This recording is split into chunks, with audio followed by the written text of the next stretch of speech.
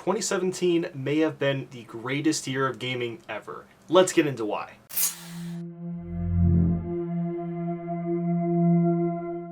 So honestly guys, just the year 2017 has been incredible for games. Now outside of the whole Battlefront 2 fiasco and a couple of games not really living up to expectations, I do think overall this year has been absolutely insane. And not just for the Nintendo Switch, but also for the PS4 and the Xbox and PC. And I'm gonna basically be just kind of talking about that for a little bit. The first thing, of course, is the Nintendo Switch. In January, near the beginning, the Nintendo Switch was, well, it wasn't revealed necessarily, but there was that big presentation kind of showing us what the Switch was going to have, what it was all about, what all the features were.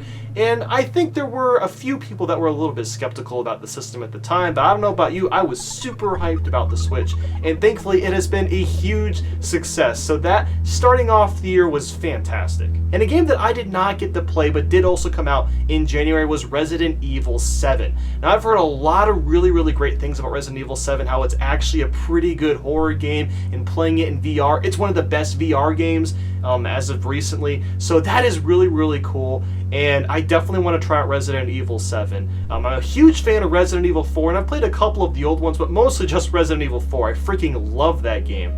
So I really hope that Resident Evil 7 either comes to the Switch or I get a chance to play it in VR, because that would be amazing, and I really still want to play that game. And then in February, there really wasn't any games that interested me particularly, but there was two big ones that came out. First, Bendy and the Ink Machine. This game is kind of like the new Undertale. I don't think it's quite as big as the new Undertale, but I have just been seeing YouTube content all over the place about Bendy and the Ink Machine. It's not quite as big as it was when it first came out, but man, I can't tell you how many freaking Bendy videos I saw for, a lot of the first half of 2017. That game was just absolutely huge. It wasn't really my thing, but I do feel it's important to kind of mention that because it is a very big 2017.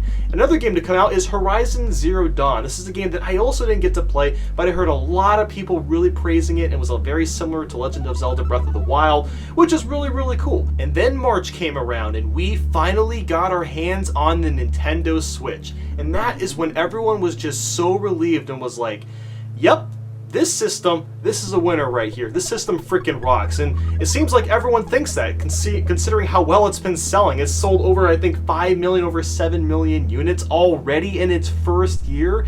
And it hasn't even been a full year, and it's selling miraculously well. It might almost sell better than the Wii U in 1 year than the Wii U did for its whole lifespan, which is just freaking ridiculous. And on top of that, of course, Breath of the Wild came out. Now, I'm not really the biggest Zelda fan, but I played a pretty good chunk of Breath of the Wild, and really enjoyed it. I mean, I think everyone else really enjoyed that game. Just being able to explore literally everywhere, basically having no boundaries while you're playing. It was one of the most surreal games that I played this year. And then in April, there were two games. This was more of a dead month, I think most people would consider it to be, but in April, Yooka-Laylee came out. Now, this is a game that people really thought was going to just bring back the 3D platformers, and I wouldn't say that this particular game is going to do that. It did kind of spark. I mean, we've seen a lot of different 3D platformers come out this year, which we'll be getting into later on.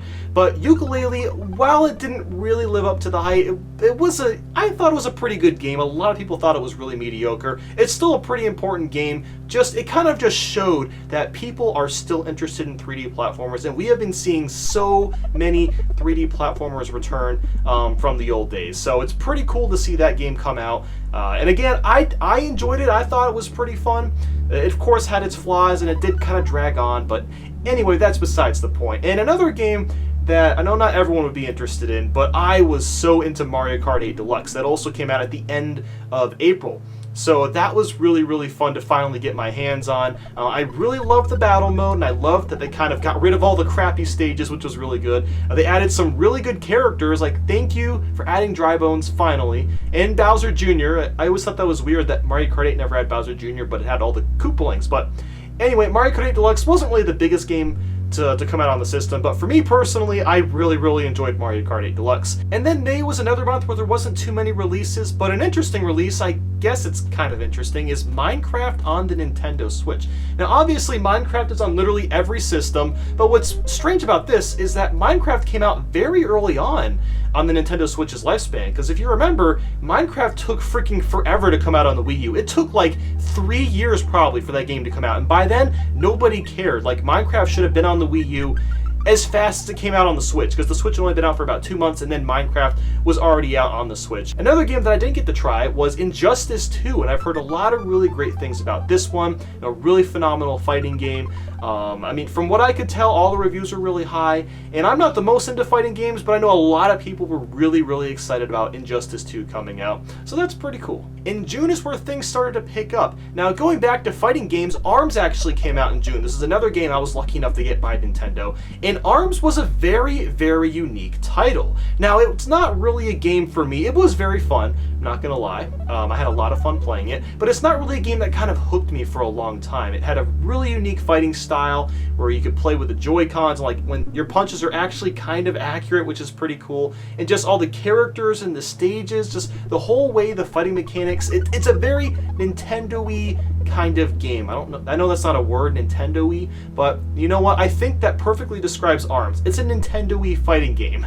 Of course, Nintendo has Smash Bros, but this is kind of Nintendo's take on the one versus one more traditional fighting style. So it's not traditional, but anyway, I'm getting completely off the point. And another game that people have been waiting for literally years that came out in June was Final Fantasy 15. Now, I am not at all into Final Fantasy in any way whatsoever. Those aren't my kind of games, but I know people have been waiting for that game for literally years, and the fact that it finally came out is pretty awesome, and it got some pretty good reviews too, and there's still content coming out for that game. And finally, near the end of June was the Crash Bandicoot Trilogy. Now, I unfortunately was not able to play this. I'm a pretty big Crash fan. I haven't played all the classic games, but I have, fiddled with them a lot when I was younger, and I really want to get my hands on this game, but the thing is, I don't have a PS4, and I don't really want to buy a PS4 just to play the Crash games, but eventually I am going to get my hands on the Crash Trilogy because I really want to try it out. And again, the Crash games got really good scores too. It seemed like a lot of people really enjoyed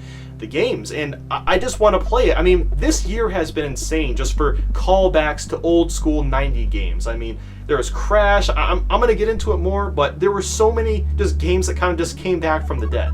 And then in July, we saw Nintendo's last 3DS iteration, or presumably their last 3DS iteration, the new Nintendo 2DS XL. It's a pretty sleek looking 3DS, but it's really not for me either. I already have a regular 3DS and I barely even use it. I really only use my 3DS for recording footage for YouTube videos at this point.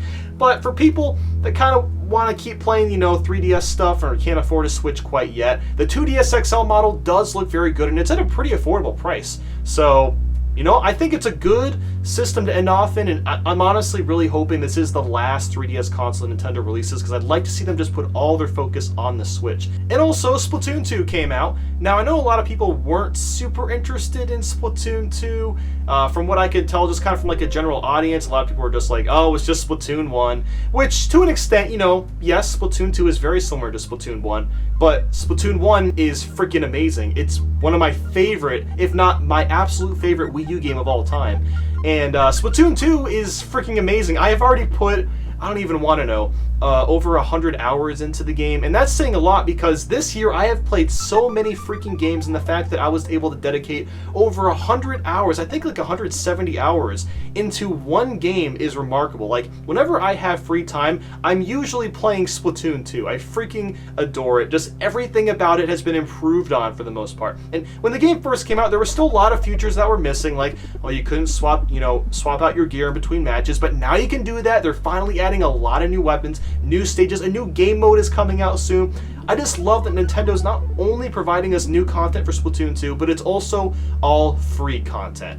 And that's pretty awesome. I do wish more of it was kind of there at the beginning, but regardless, it's keeping me coming back all the time. And August was another surprisingly big year, starting with Sonic Mania. Now, Sonic Mania was kind of on everyone's radar, like, ooh, it's an actual good Sonic game. And you play it, and you're just like, oh my god. this game is godly. Like, it was literally the best Sonic game I think I have ever played. It might be my new favorite Sonic game. It's everything about Sonic Mania is just like perfect. Like, it just works so well. Like, it looks like a fan game, but at the same time it's not. Like, there's just so much love and charm in that game. It controls so perfectly. The music is fantastic. Being able to play as Sonic, Tails, and Knuckles just like the old days is so cool. There's a lot of unlockables, and the bonus stages are actually fun. I could go on and on about Sonic Mania. It is just an incredible game, and it's only $20. $20 for an amazing game. It's probably the best valued game you could get this year. And the final game in August to come out was Mario and Rabbids Kingdom Battle. Now, first off, no one expected this game to actually be real. Like, when it got leaked, no one thought it was a real game. And here it is, it's a real thing, and it's actually amazing. Now, I'm not really into the turn-based strategy games where you take turns doing attacks. That's not my kind of thing, but oh my goodness, the Mario and Rabbids Kingdom Battle is just so much fun. I'm not super good at it, but dude, it's such a great game. Like, it's something that you've got to just sink your teeth into. Take a few days to play this game because it is sincerely worth it. The music is fantastic. Just the strategy elements are so deep and well thought out. It's just such a fantastic game. One of the biggest releases in September was the Nes Classic Edition. Now, I know a lot of people were really, really excited about this. It wasn't really on my radar because I never really grew up with the SNES, but another really cool thing that came out of this month was that Nintendo announced that they'd be making more NES classics in 2018. So that's really, really cool. Now, unfortunately, it still seems like people are having trouble finding SNES classics, which kind of stinks, but the fact that they are gonna, restock the NES Classic gives me hope that they're gonna keep restocking these two classic consoles and gives me more hope for an N64 Classic Edition, because that's what I really want. And we also saw the return of Metroid with Metroid Samus Returns on the 3DS. One of the last few big 3DS games. This was a remake of Metroid 2 on the NES.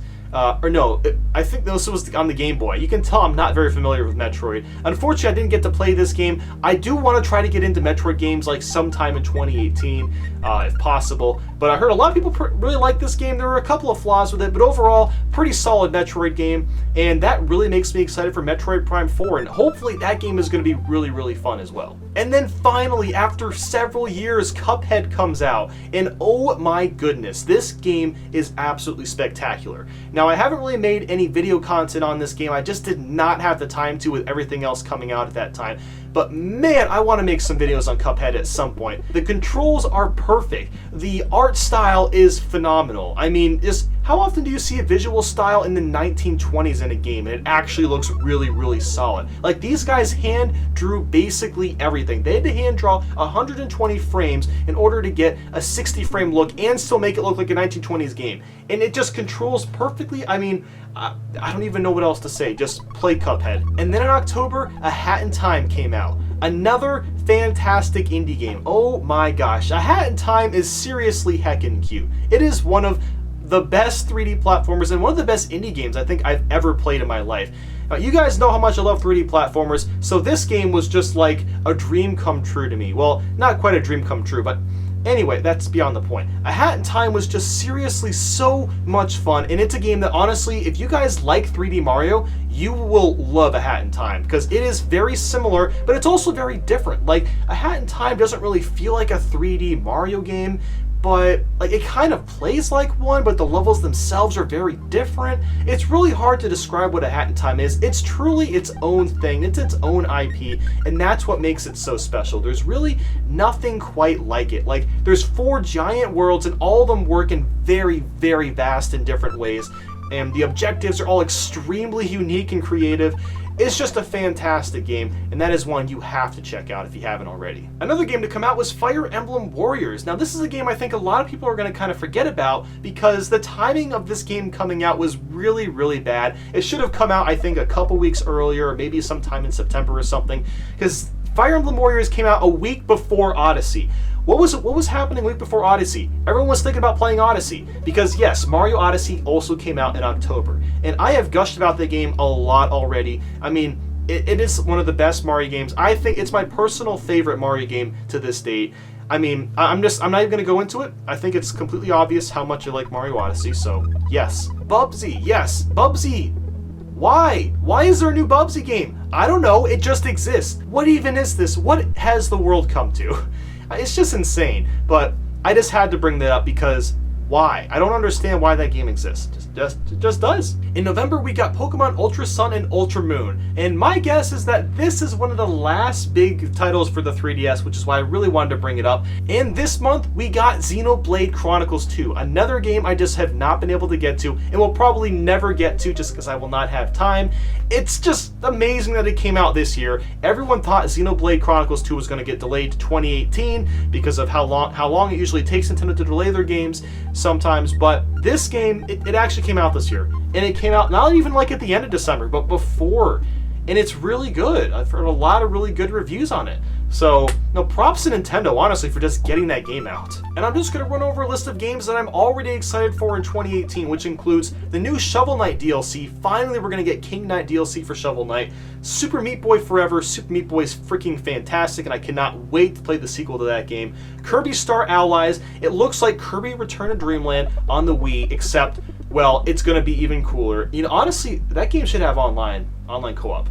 Like, come on. Let's see that happen. It's not going to happen, but that'd be cool. We're also going to be getting the new Yoshi game, Bloodstained, finally. So for anyone excited for Bloodstained, you know, that's pretty cool. That's finally going to be coming out in 2018. I'm not super excited for that, but, you know, it's cool that it's finally coming out. Also, of course, Metroid Prime 4, new Pokemon, and inevitably the new Smash Bros. And we're getting Mega Man 11 and basically all the classic Mega Man games and Mega Man X. We're getting all of that stuff as well wrapped onto the Switch in 2018.